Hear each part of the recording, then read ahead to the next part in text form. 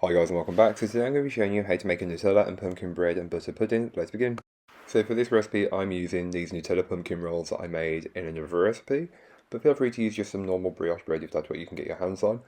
Cut it up into pieces and then butter it very generously with some unsalted or salted butter, whichever your preference is. I'm using unsalted, and just make sure you've got an even coverage all over, or as best as you possibly can. It doesn't need to be perfect, but just cover and coat them with butter, and then you can cut them up into smaller pieces and butter them again if you need to, but I feel it doesn't always need that. Set aside until needed later on.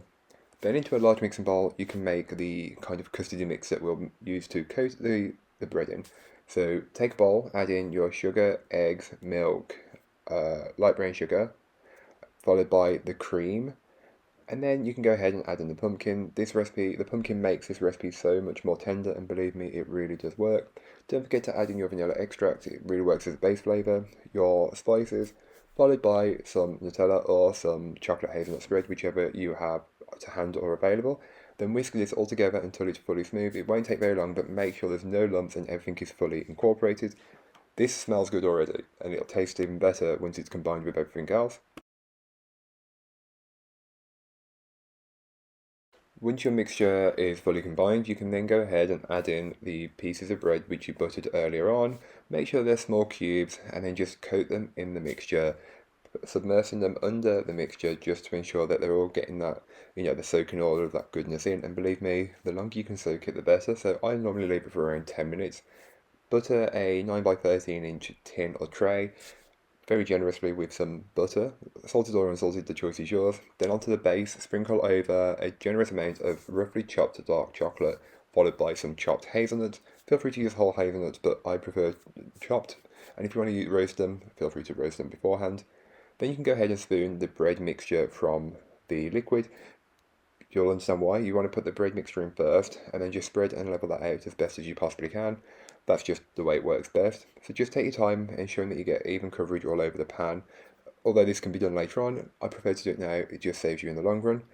Then sprinkle over some more roughly chopped dark chocolate, and again, you can be as liberal or as stingy with it as you'd like. The choice is really yours. More hazelnuts, you really want to enhance that dark chocolate and hazelnut flavour. Those two work really well together.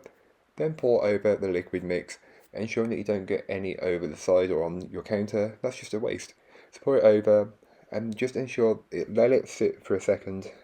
Let the liquid work its way through, then add the rest. You don't want to overfill, because if you spill it in your oven, it's not going to be pretty to clean up.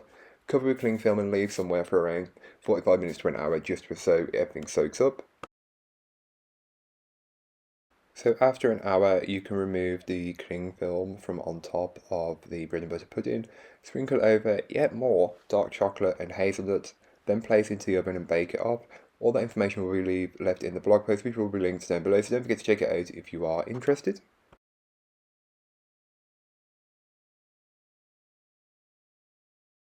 So here is what the bread and butter pudding looks like fresh from the oven. It's so hot that you can see the steam coming off of it, and you've got that lovely chocolatey hazelnut custard mix, and believe me, the pumpkin really does add flavour to it. But then, as you can tell, I'm doing this on my own because I'm stubborn and refuse to ask for help from people, so that's why the camera angle is a little bit shaky. So thank you so much for watching, I hope you enjoyed. If you did, don't forget to like, comment and subscribe for more from me, and I'll be back again very soon with another recipe, so join me then. In the meanwhile, don't forget to check out the description. There will be a link to this recipe, a link to my blog, and links to all of my social medias. But that's all for today. I hope you enjoyed. Bye guys.